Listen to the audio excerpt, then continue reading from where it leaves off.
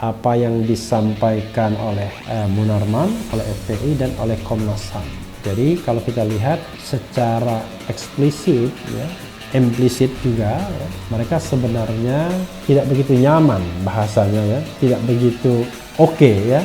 Saya tidak ingin mengatakan tidak begitu percaya dengan informasi yang disampaikan oleh pihak Polda Metro Jaya dalam press conference.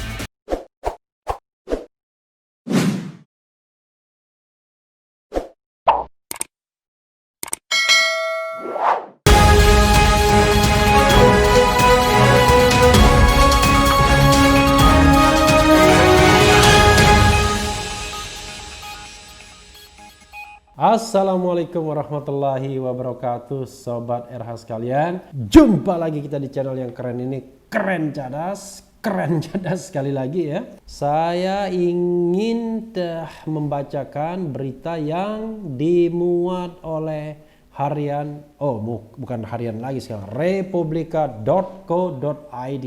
Judulnya, ketika FPI bertanya mengapa keterangan polisi berubah-ubah, ya. FPI bertanya mengapa berubah-ubah, ya, bukan berubah-ubah, ya. Kalau berubah-ubah itu adalah rubah, tapi berubah-ubah. Kita bacakan republika.co.id, Bareskrim rasanya, ya. Fakta baru pun disebut polisi, yaitu 2 dari 6 laskar ditembak ketika proses kejar-kejaran dan 4 lain berhasil ditangkap hidup-hidup dan dimasukkan ke mobil polisi untuk digelandang ke kantor polisi.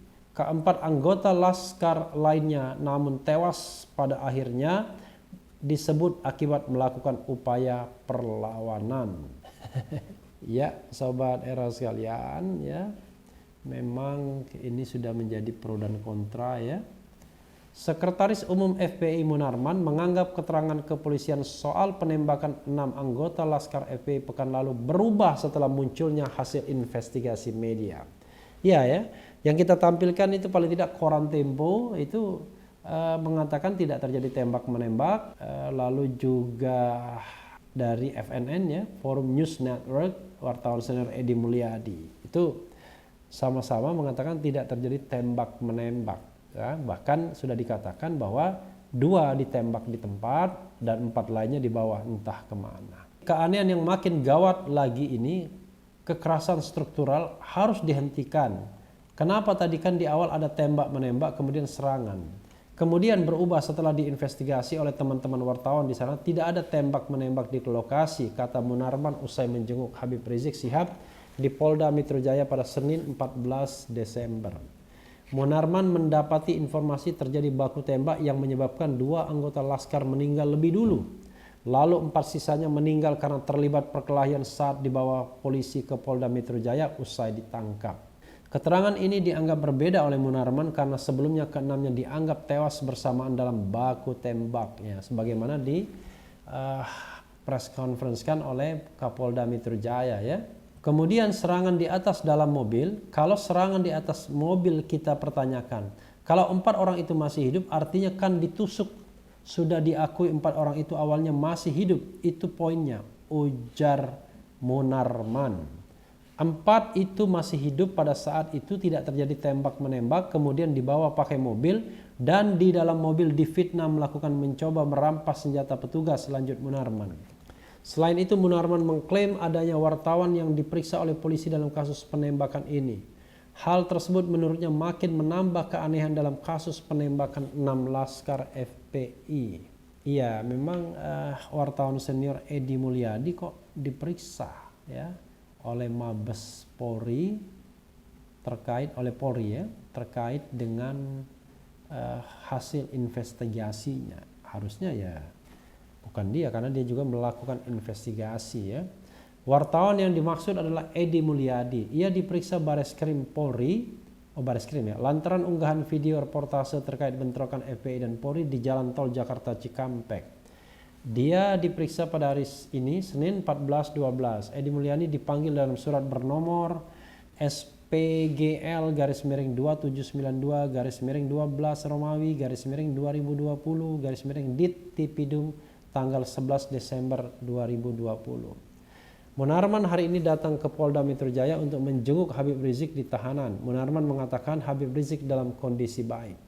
Beliau tetap gembira, tersenyum, bercanda, dan beliau menyampaikan pesan bahwa jangan berhenti berjuang dan tidak boleh melupakan kasus pembantaian 6 syuhada, harus terus dibongkar sampai ke akar-akarnya, kata Munarman. Ia menitip pesan pada Munarman agar ke-6 laskar FPI yang tewas tidak menerima kekerasan spiral. Spiral kekerasan adalah kekerasan yang berulang dan berlanjut terus-menerus usai korban dibunuh.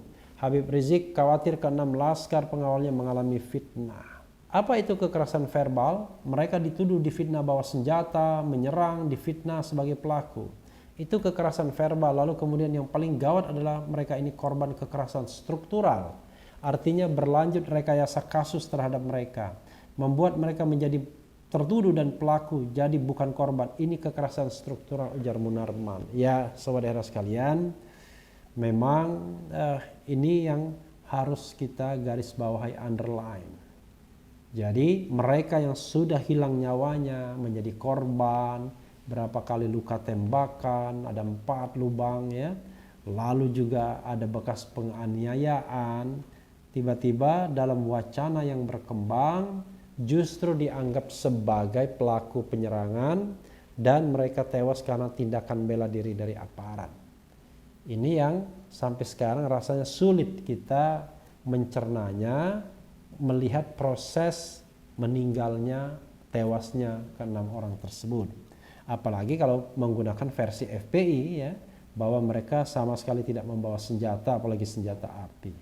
Oke, kita tetap mengikuti kasus ini, tapi logika kita tetap bisa bergerak dan berjalan ya.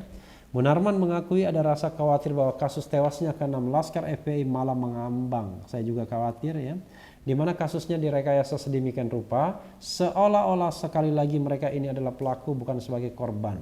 Ini sudah terbukti kekerasan struktural, ucap Munarman. Upaya mengurai fakta di balik terbunuhnya 6 anggota Laskar FPI masih terus dilakukan Komisi Nasional Hak Asasi Manusia Komnas HAM. Hingga saat ini, lembaga tersebut belum dapat menyimpulkan insiden tersebut sebagai pelanggaran HAM.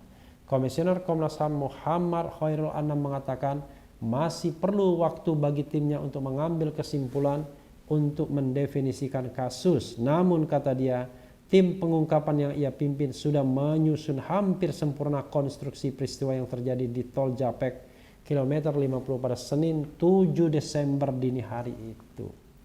Kita sudah punya konstruksi peristiwanya di antara 80%, ujar Anam saat ditemui di kantor Komnas HAM Jakarta Senin 14 Desember. Kata dia, konstruksi peristiwa dari hasil pengungkapan dan penyelidikan tersebut masih akan terus dilakukan sampai Komnas HAM menyimpulkan. Kita nantinya masih membutuhkan ahli-ahli yang clear betul, independen tentang ini untuk menyimpulkan apakah ini pelanggaran HAM atau bukan, terang Anam. Anam mengungkapkan sejak tim pencari fakta terbentuk Senin 7/12 sudah lebih dari 20 orang yang dimintai keterangan. Tim Komnas HAM, kata Anam, pun sudah mendatangi markas FPI untuk meminta keterangan awal. Bahkan kata Anam, timnya juga turut meminta kesaksian dari keluarga korban dan beberapa anggota FPI yang mengetahui insiden di lapangan dan sempat dinyatakan buron oleh Polda Metro Jaya. Ya. Kami Komnas HAM sudah bekerja sebelum ada yang memulai, kata Anam. Bahkan Anam mengaku bersama timnya lebih dari 3 kali mendatangi tempat kejadian perkara TKP yang berada di sepanjang kilometer 50 dan beberapa kilometer setelahnya. 5 titik tempat kejadian saya bersama tim datangi, termasuk rumah yang dijadikan tempat kejadian, ujar dia. Luar biasa Sobat Era sekalian. It is a question, rumah di tempat kejadian. Ini seperti clue ya, rumah di tempat kejadian. Saya bergidik mendengarnya. Kata Anam, ada sejumlah bukti-bukti peristiwa yang terjadi. Anam menunjukkan sejumlah dokumentasi berisikan observasi tim di TKP. Dokumentasi tersebut berupa gambar dan video tim pencari fakta yang menggunakan metal detektor makro untuk mencari proyektil dari peluru yang dilepaskan. Kami mendapatkan apa yang dapat dipegang dan apa yang bisa dilihat, terang Anam. Namun ia masih belum berani membeberkan bukti-bukti tersebut. Cukup untuk mendefinisikan insiden Tol Japek kilometer 50 tersebut sebagai peristiwa pelanggaran HAM.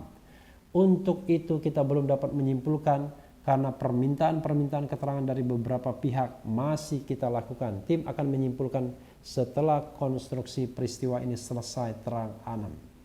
Pada Senin 14/12, Komnas HAM mendapatkan bukti tambahan dari 2 sumber yang diminta datang untuk memberi keterangan, yaitu Direktur Umum Dirut Jasa Marga Subakti Syukur dan Kapolda Metro Jaya Irjen Fadil Imran.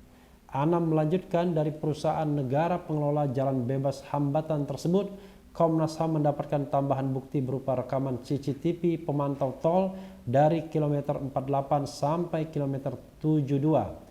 Dari pihak Jasa Marga tadi memberikan 1 harddisk, tapi saya belum melihat isinya, kata Anam.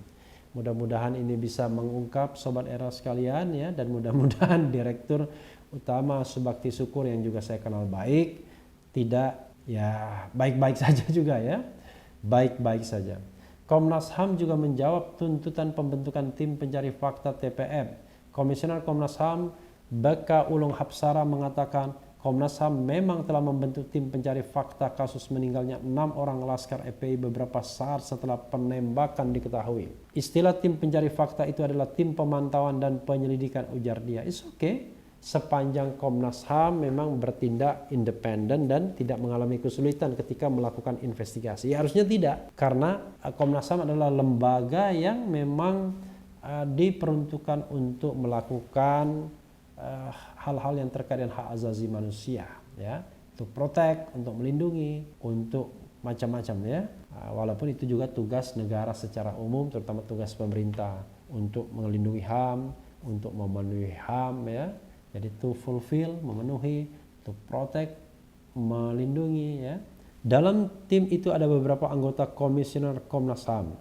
Selain dari bantuan beberapa ahli terkait untuk menganalisis temuan dan bukti-bukti yang ada. Sementara Kapolda Metro Jaya Irjen Fadil usai pemberian keterangan selama 1 jam menyampaikan komitmen kepolisian mendukung investigasi dan pengungkapan fakta yang saat ini dilakukan oleh Komnas HAM. Syukur juga ya, artinya pernyataan yang baik, bagus. Fadil tak bersedia memberikan keterangan apa yang ia berikan kepada Komnas HAM. Akan tetapi ia memastikan kepolisian yang akan terbuka untuk membantu dan memberikan bukti-bukti kepada tim pengungkap fakta Komnas HAM untuk menghasilkan laporan yang dapat dipertanggungjawabkan.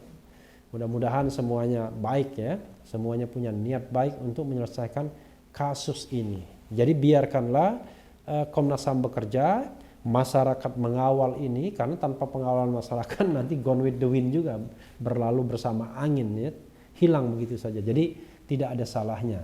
Saya taat hukum, saya dipanggil Komnas HAM, saya datang dan saya datang sendiri, kata dia. Sementara itu pengamat hukum pidana Universitas Indonesia UI Eva Ahjani Julfa menilai perlu ada identifikasi dulu atas peristiwa tewasnya Laskar FPI. Bila yang terjadi adalah tindak pidana pelanggaran HAM berat sebagaimana dimaksud dalam Undang-Undang Nomor 26 2000, maka menyerahkan pada Komnas HAM adalah tepat.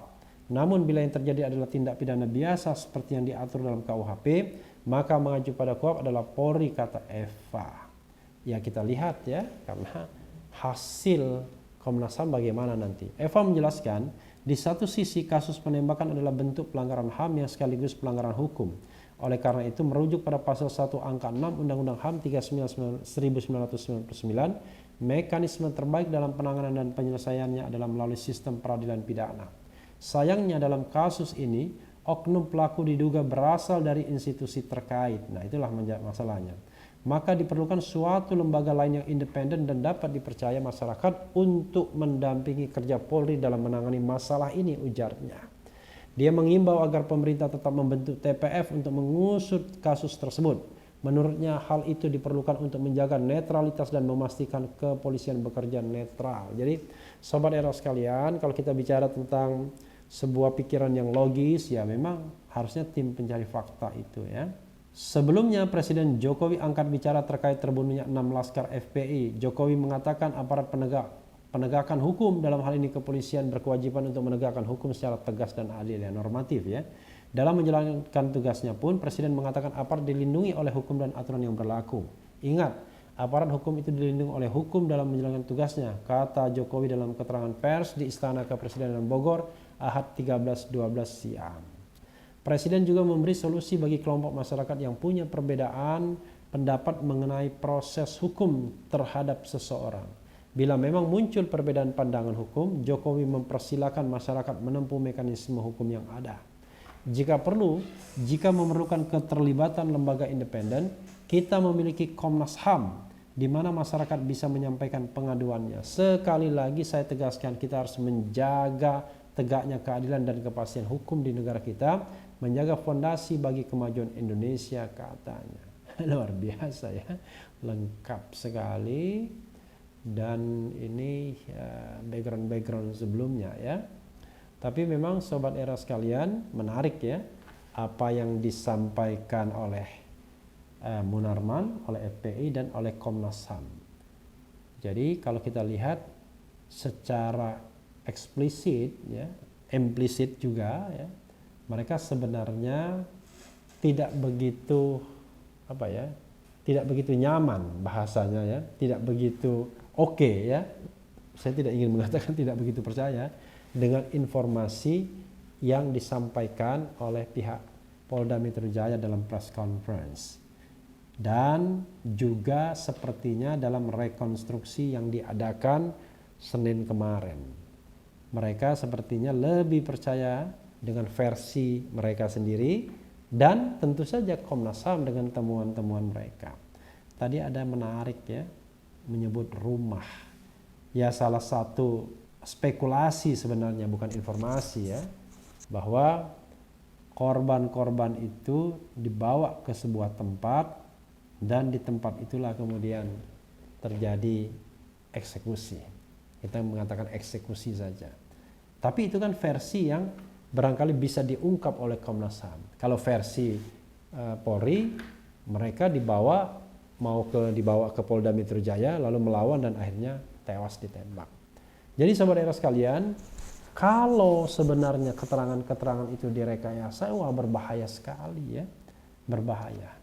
Karena akhirnya nanti akan melibatkan semakin banyak orang. Mudah-mudahan Presiden Jokowi menyadari bahwa ini masalah gawat yang kalau dibiarkan bisa merusak tatanan, bisa merusak institusi, bisa terjadi pembelahan masyarakat yang lebih permanen. Sobat Era sekalian, mudah-mudahan Presiden Jokowi tergerak. Siapapun dalam tubuh institusi tergerak untuk mengungkapkan kebenaran dan keadilan. FPI juga bersabar untuk juga berpartisipasi dalam menggerakkan dan berkontribusi untuk mengungkap kebenaran. Kita semua bersabar untuk menunggu sambil ya kita melatih opini kita, melatih logic thinking kita, mengawal kasus ini agar tidak terbang bersama angin. Sobat Era sekalian, yang penting tetap di channel ini, karena di channel ini Anda akan dirayu, ditipu, dibaperin, dicecar, diuber pula di jalur khusus. Karena channel ini adalah channel yang mengancam, memeras dan membenci. Jangan lupa subscribe, like, comment, and share.